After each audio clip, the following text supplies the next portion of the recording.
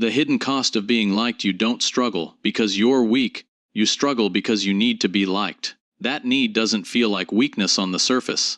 It feels like kindness, politeness, being a good person. It feels like emotional intelligence.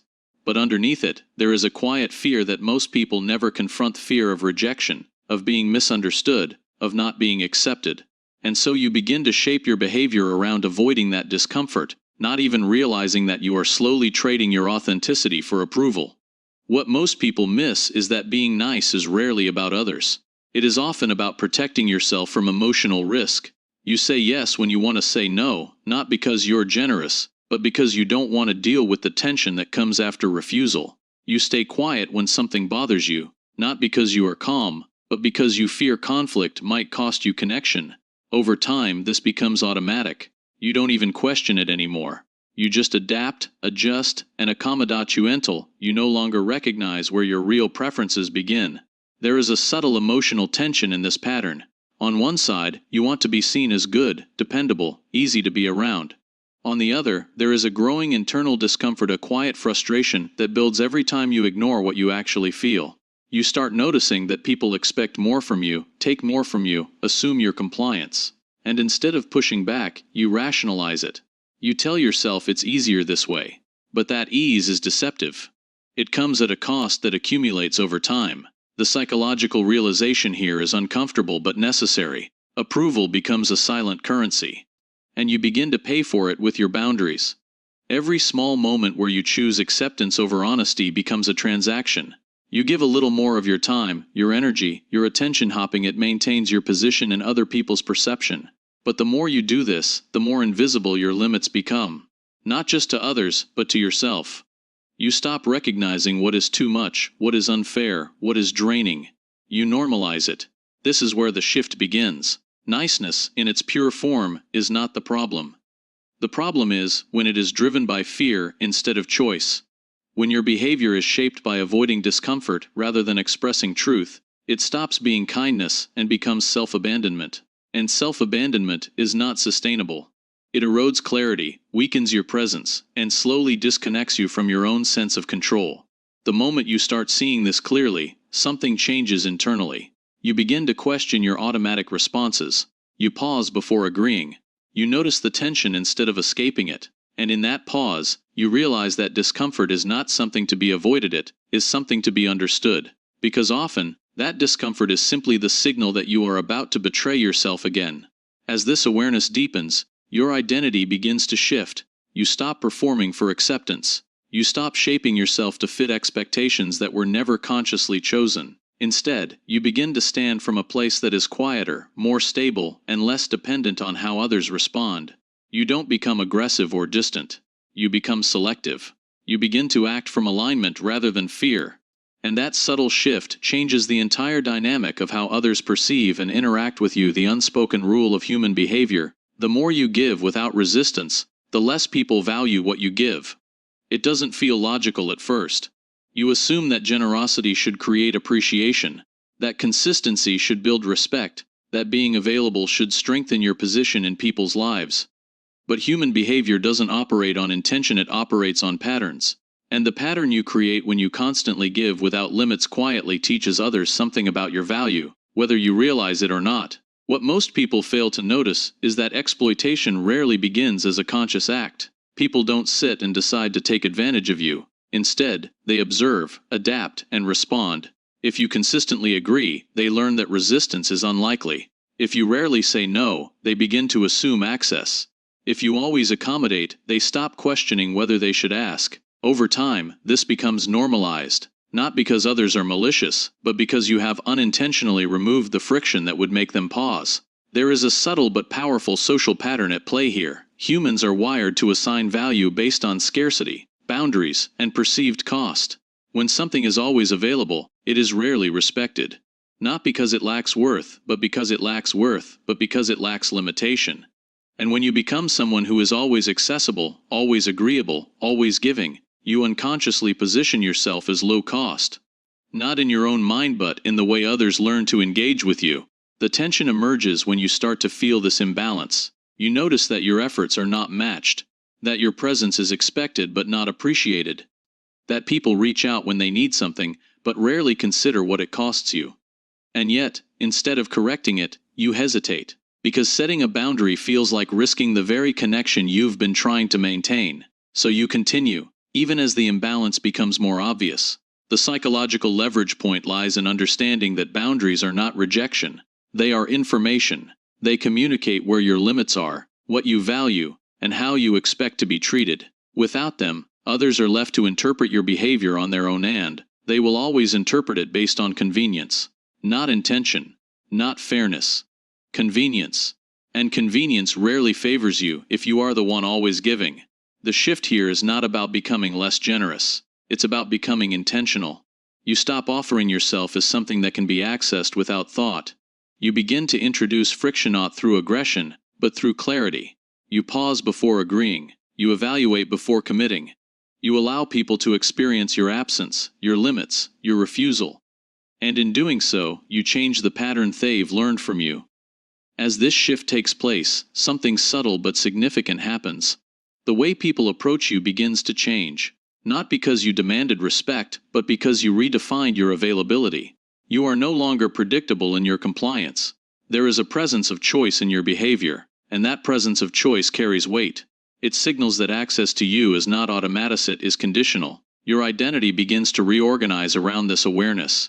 You are no longer someone who gives to maintain connection. You become someone who chooses when and how to give, based on alignment rather than expectation. Your presence becomes more defined, more deliberate, less reactive. And in that shift, people start to recognize something they couldn't see before, not just your value, but the fact that it is no longer freely accessible, the internal conflict that keeps you trapped. You know you're being taken advantage of, but you still say yes. That's the part that creates the real tension. It's not ignorance, it's not lack of awareness. It's the moment where you clearly see what's happening, feel the discomfort rising, and still override yourself to keep things smooth. That override becomes a pattern, and the more you repeat it, the harder it becomes to break out, because you don't understand, but because you've trained yourself to escape the very discomfort that would set you free. What most people never fully recognize is that the real battle isn't external. It's not about controlling others, confronting people, or changing situations. It's internal. It's about your relationship with discomfort. The moment you consider saying no, your mind immediately anticipates consequences, tension, awkwardness, disapproval, distance. And instead of sitting with that uncertainty, you move quickly to resolve it. You say yes. You soften your stance. You maintain the dynamic. Not because it's right, but because it feels easier in the moment. That's where discipline quietly becomes the turning point. Not discipline in the traditional sense of effort or productivity, but emotional discipline, the ability to stay present in discomfort without reacting to it. Most people never develop this. They rely on immediate relief. They choose the response that restores emotional comfort as quickly as possible. But that comfort is short-lived. Because every time you avoid the tension of setting a boundary, you reinforce the pattern that keeps you in it. There is a principle here that changes everything once you see it clearly. Discomfort is temporary, but the cost of avoiding it compounds. The moment you say yes when you mean no, you remove the discomfort, but you create a consequence. That consequence might not be immediate, but it accumulates. It shows up as resentment, exhaustion, loss of control, and eventually a sense that your life is being shaped more by others than by you. And by the time you fully feel it, the pattern is already deeply established. Mental boundaries begin where emotional tolerance increases.